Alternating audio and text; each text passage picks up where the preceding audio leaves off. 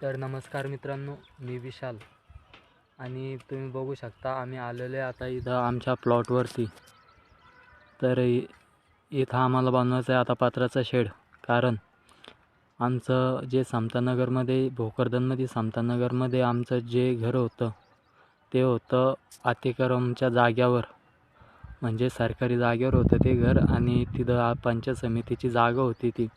आता पंचायत समितीचं काम पूर्ण झालं आणि तिथं बनतं आहे आता कंपाऊंड वॉल पंचायत समितीचं. त्यामुळं आता आम्हाला आमचे घरं काढायचे सांगतायत, म्हणून आता आम्ही ते घरं काढणार आहे.